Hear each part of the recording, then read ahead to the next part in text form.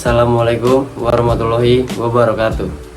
Perkenalkan, nama saya Raditya Ferdiansyah Kusuma dari kelas 12J. Kali ini saya akan membahas tentang bencana alam yang terjadi di Sumatera Utara. Bencana alam Sumatera dan putusnya jalur Sibolga Tarutung. Dalam beberapa hari terakhir, wilayah Sumatera bagian utara mengalami bencana alam yang sangat besar dan menyebabkan kerusakan parah di berbagai daerah.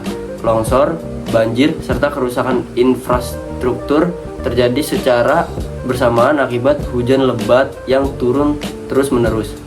Salah satu dampak paling signifikan adalah putus totalnya jalur Sibolga Tarutung yang merupakan bagian dari jalan lintas Sumatera. Jalur ini adalah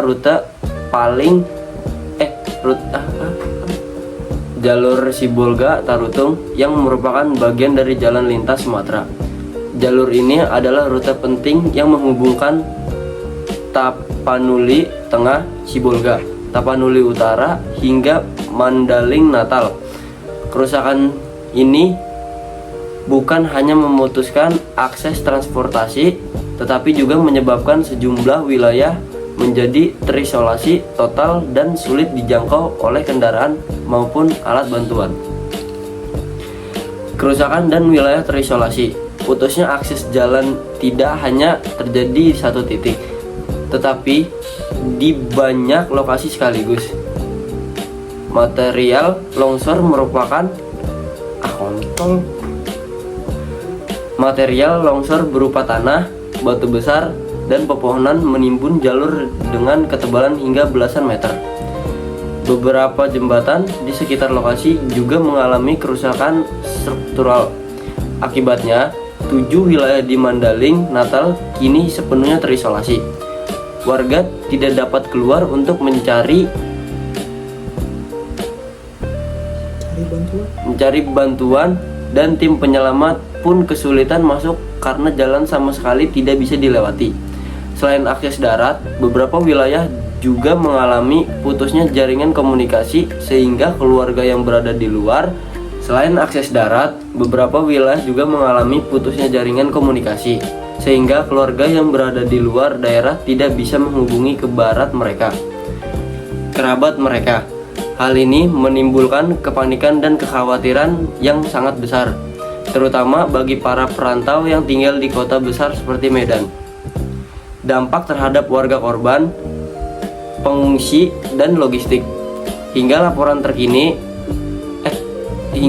terakhir, total korban jiwa dari rangkaian bencana di 3 provinsi, yakni Sumatera Utara, Aceh, dan Sumatera Barat, mencapai lebih dari 300 orang tewas. Untuk wilayah Sumatera Utara saja, jumlah korban mencapai lebih dari 170 orang. Dengan ratusan lainnya dilaporkan luka-luka atau masih hilang. Ribuan warga kini mengungsi ke posko darurat. Banyak dari mereka kehilangan rumah, harta, bahkan anggota keluarga. Kondisi semakin sulit karena bantuan logistik sangat terhambat. Jalan tidak bisa digunakan dan jalur yang tersisa pun licin atau rawan longsor susulan. Bantuan berupa makanan, air bersih, obat-obatan, serta selimut tidak bisa dengan cepat mencapai desa-desa yang terisolasi. Beberapa keluarga bahkan terpaksa bertahan dengan persediaan makanan yang sangat terbatas. Upaya tim gabungan SAR, BNPB, TNI, atau Polri, pemerintah pusat dan daerah telah menurunkan tim gabungan yang terdiri dari Basarnas, BNPB, TNI, Polri, dan relawan. Namun, medan yang sangat sulit membuat proses evakuasi berlangsung lambat. Alat berat tidak bisa langsung masuk karena badan jalan tertutup material tebal dan berbahaya. Dalam beberapa kasus, tim penyelamat harus membuka jalur secara manual sambil mengawasi potensi longsor susulan. Untuk menjangkau desa yang benar-benar terputus, helikopter BNPB dan TNI digunakan untuk menurunkan logistik dari udara. Meski demikian, Cuaca buruk dan kabut tebal sering menghambat penerbangan di berbagai titik. Jalur laut dan atau jalur sungai menjadi alternatif. Namun, perjalanan tetap memerlukan waktu panjang dan risiko tinggi. Semua ini menunjukkan betapa luasnya dampak bencana, sekaligus betapa beratnya kondisi di lapangan. Tantangan pemulihan dan risiko yang masih ada.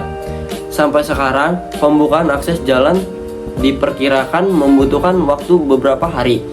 Bahkan bisa lebih lama jika kondisi cuaca tidak stabil. Salah satu tantangan terbesar adalah tebing setinggi puluhan meter yang masih labil dan berpotensi kembali longsor. Material lumpur yang tebal membuat alat berat mudah terperosok dan tidak stabil. Selain itu, masih banyak warga yang belum mudah terperosok dan tidak stabil. Selain itu, masih banyak warga yang belum terdata karena komunikasi sangat minim. Tim bantuan perlu memastikan tidak ada satupun desa terlewat dalam pendataan dan pengiriman logistik. Sementara itu, kebutuhan darurat seperti air bersih, lampu tenaga surya, obat, dan makanan siap saji sangat dibutuhkan. Pemulihan jaringan komunikasi juga menjadi prioritas karena tanpa itu koordinasi antara tim di lapangan dan pusat komando menjadi jauh lebih sulit.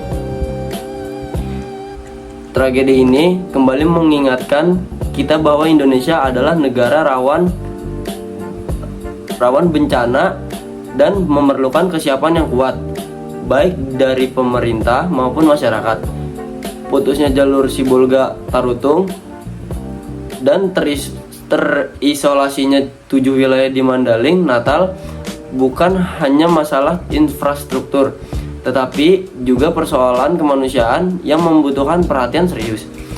Kita perlu memperkuat sistem mitigasi bencana, memperbaiki tata kelola lingkungan, dan memastikan pembangunan di daerah rawan benar-benar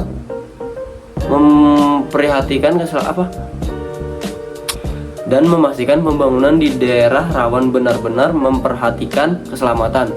Namun untuk saat ini, yang paling penting adalah solidaritas. Semakin banyak bantuan dan perhatian publik, semakin cepat daerah-daerah terdampak bisa pulih.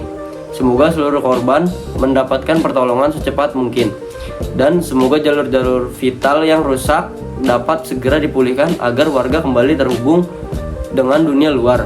Mari kita berdoa dan bekerja sama untuk pemulihan Sumatera. Sekian pembahasan dari saya. Wassalamualaikum warahmatullahi wabarakatuh.